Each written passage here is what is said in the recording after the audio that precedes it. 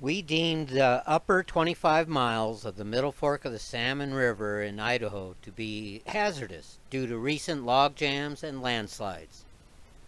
Thus, we found ourselves flying into a Forest Service backcountry dirt strip at the confluence with Indian Creek.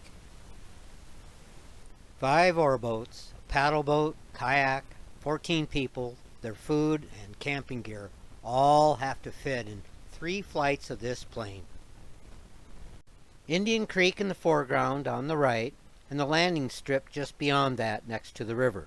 Basically a whole day of hauling gear from the landing strip down to the river, packing it, organizing, and doing it again. It's mile 0 for us, but mile 25 from the normal traditional put-in. From now on, I'll be using the traditional miles.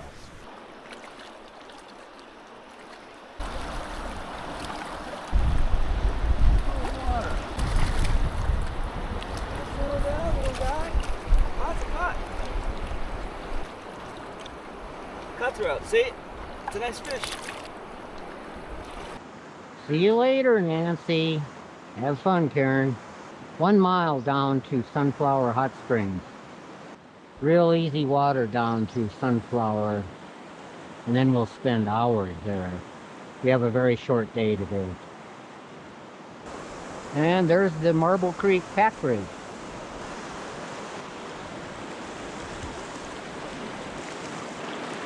I hope they don't want the same small eddy I'm in. I would have preferred my open canoe, but it would not fit in the plane. So a trip back in time, 25 years, and I'm in a kayak again.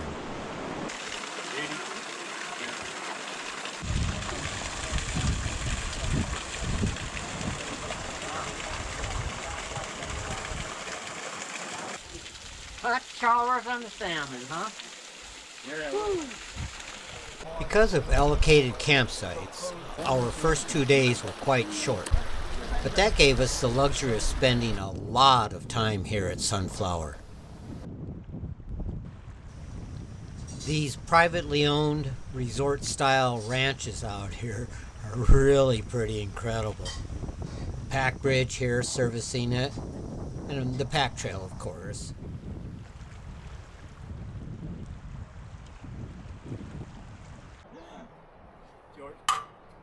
Yeah! Oh, he caught it. He caught it. Yes, Maybe we'll get Karen. Yeah. Oh. Oh. Oh no! He caught it! Did you? I did. I don't think I saw that. Taking off from Jackass Camp, just below Jackass Rapids. We're pretty close. Mark's having a great time fishing. We got a long day today, 21 miles, and at the end, a whole stack of rapids. I'll bet that wasn't their first rapid. And they can port it so easy. But I'm not sure what pack bridge this is.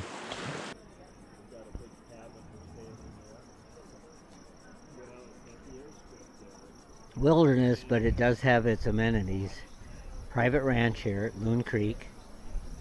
And there's an airstrip, and they have a little store hoping to sell anything to anybody. Working horses, working mules, cabins to rent, and a working border collie, and fishing down at Loon Creek and a hot springs.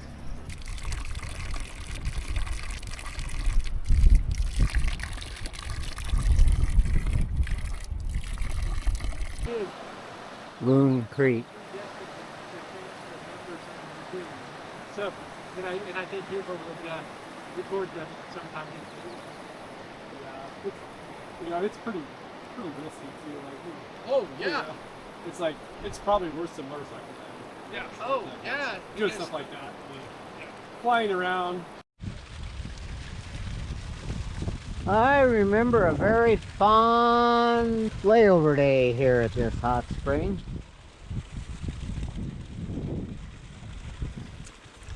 Up till now, the river valley's been fairly open and broad.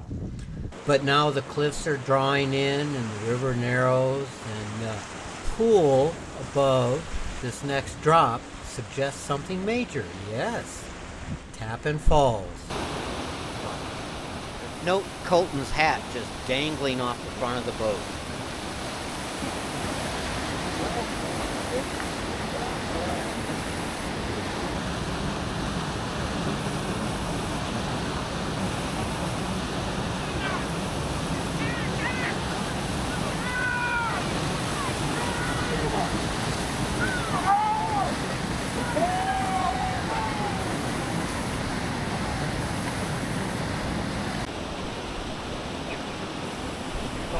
Yeah, you're fine.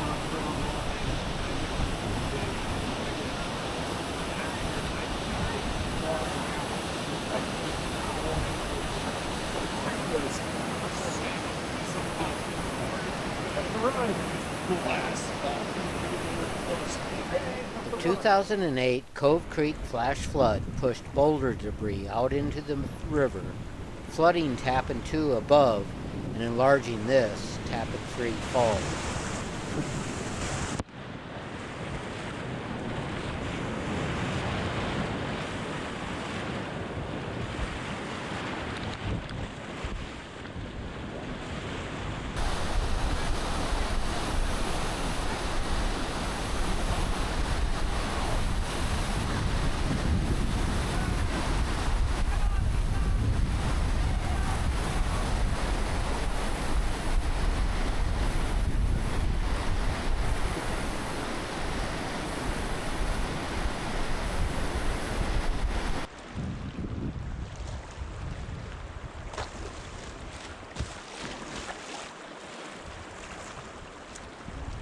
Leaving Funston Camp.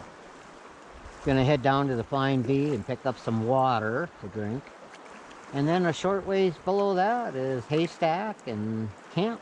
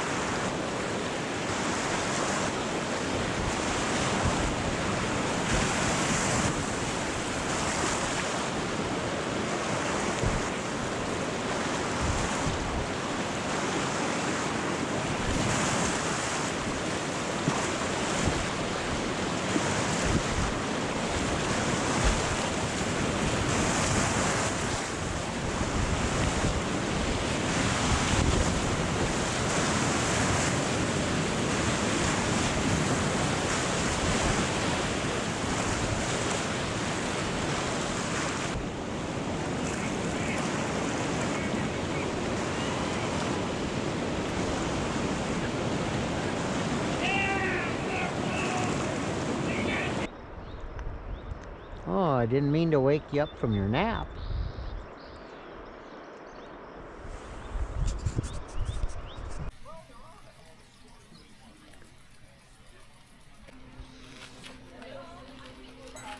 Do a coffee creamer and pour that, and then put a match on here. Yeah, you can lay it. Yep. Just below the Flying V is the Bernard Pack Bridge, which was built in 1957 and was rebuilt in the year 2001 after significant damage by 150-mile-an-hour wildfire-generated winds.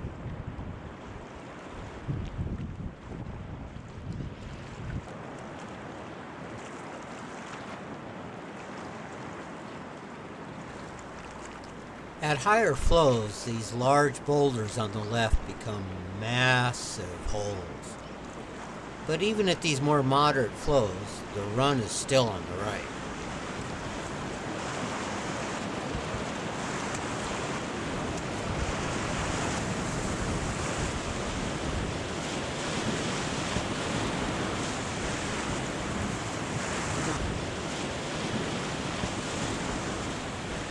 At higher flows, I can see trying to move left here, though. That bottom rock and ensuing hole could be pretty intimidating with those flows.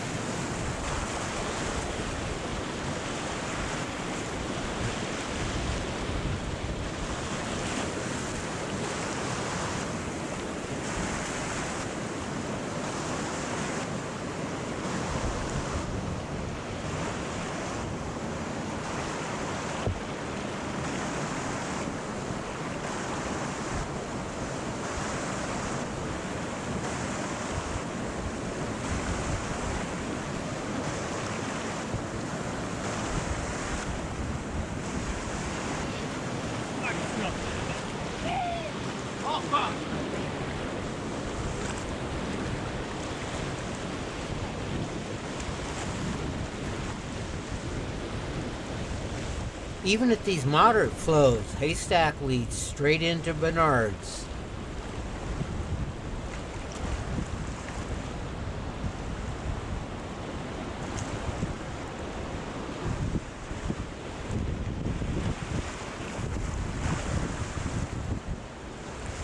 Again, flows can make a significant difference. I can see both higher and lower flows being quite a bit more difficult than we had.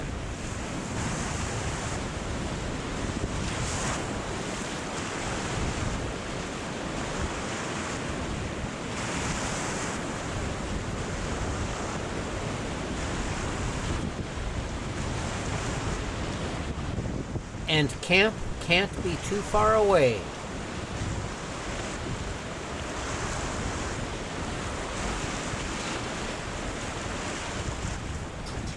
I think celebration is in order. Kind of like the Erie Canal, but different kind of mules.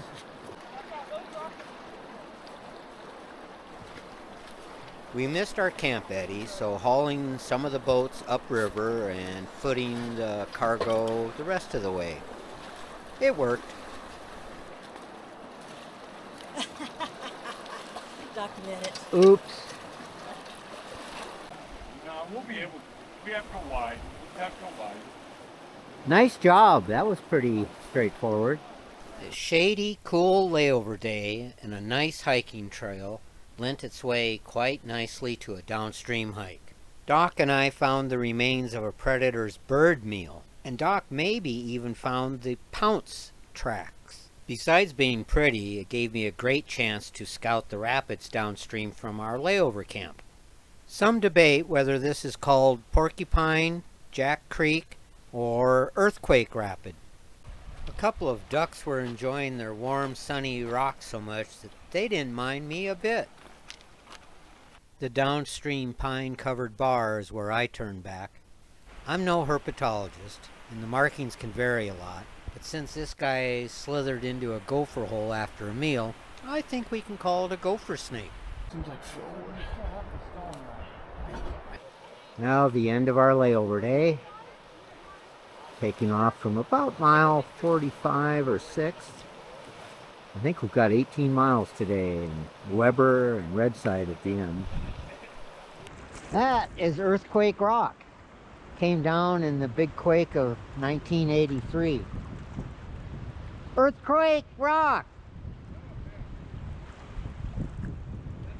Yep, came down from where that pine tree is. On the layover day hike, we as a small group found Earthquake Rock. And then I hiked further downstream and oh no, this is Earthquake Rock. And then the next day boating, oh no, here is the real Earthquake Rock, right? Which I thought was the one I saw before. No, there's yet another. You look at the information available, and some folks say this is Earthquake Rock.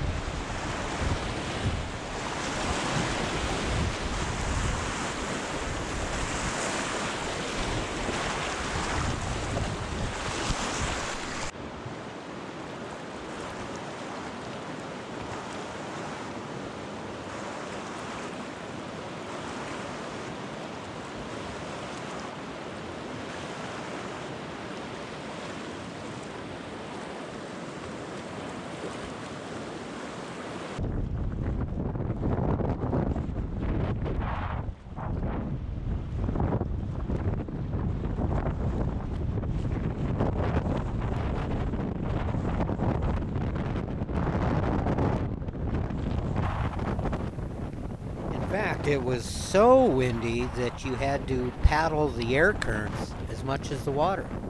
And at one point, the wind almost knocked me over.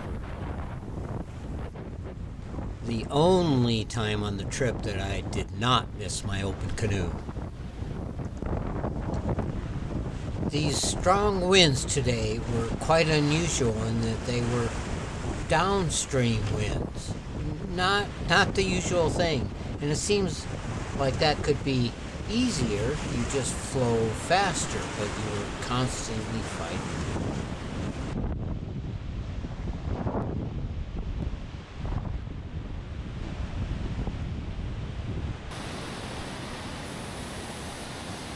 There's actually a nice hiking trail up the south ridge forming this canyon, looking down into this waterfall creek. But we were short on time today with so many miles to do before camp.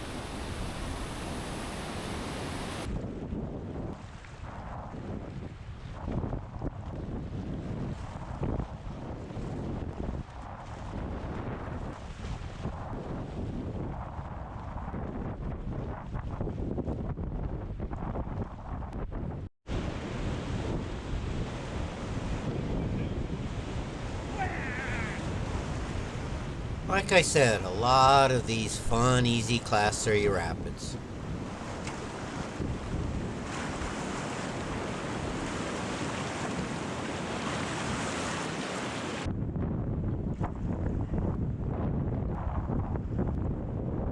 Vale Falls. This wind is sort of like a mist fall.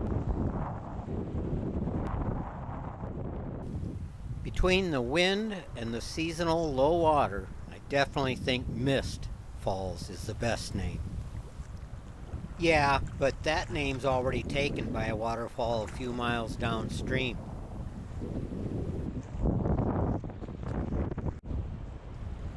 It's called the Impassable Canyon, not for rafts, but because the cliffs close in so much that stock trails can't be made.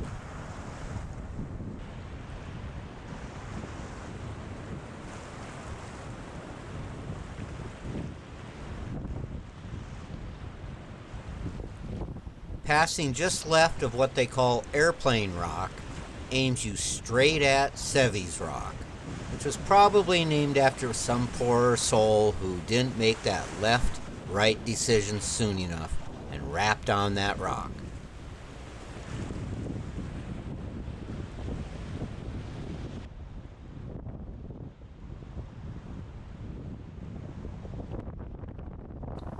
Weber Rapid comes up real quickly on the heels of Redside.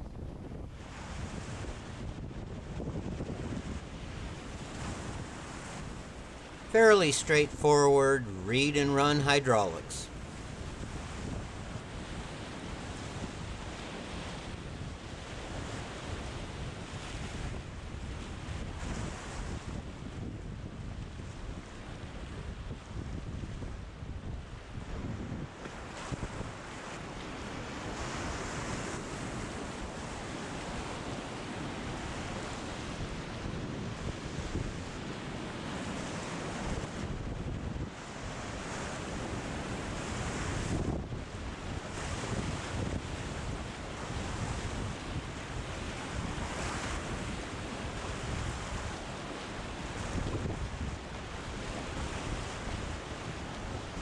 I did not know it at the time, but there are pictographs on the cliff downstream on the left.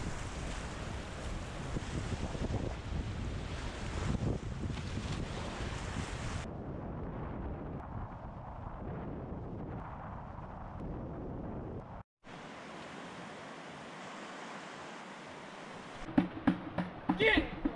Get! Don't come back! Oh! Okay. Get!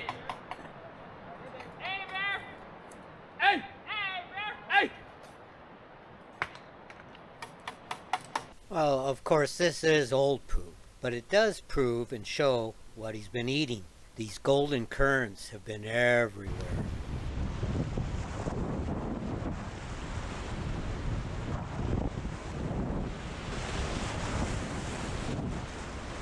Boulder and hole dodging at its best.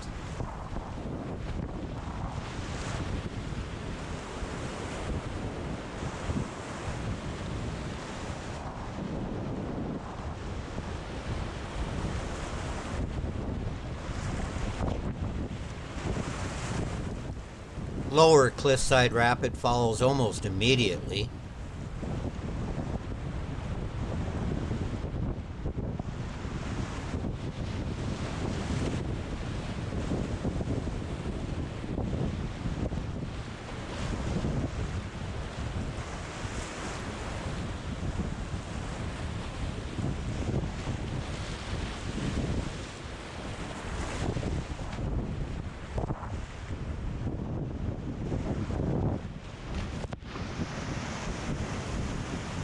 Fun, straightforward wave train.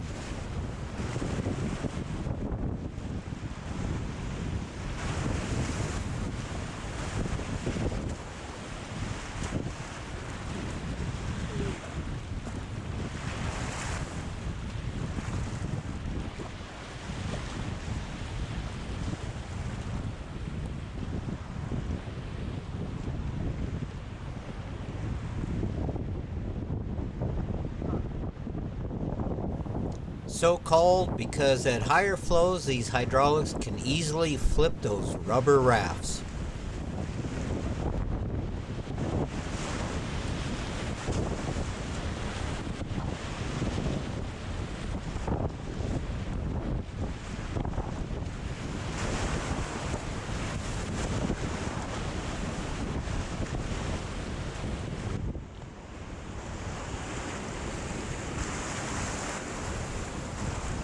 So called because at higher flows these hydraulics can easily flip those rubber rafts.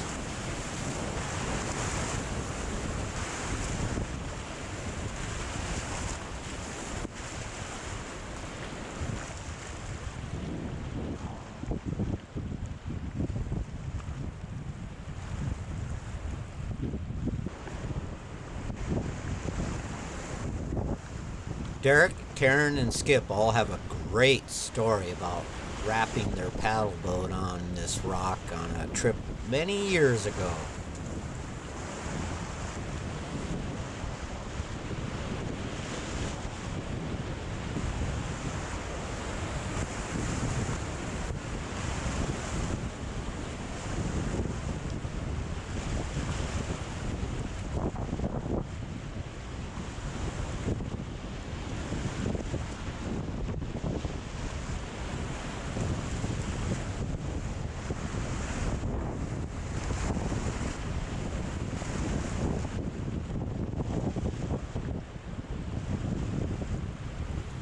A little sad as the end of this trip is not too far away.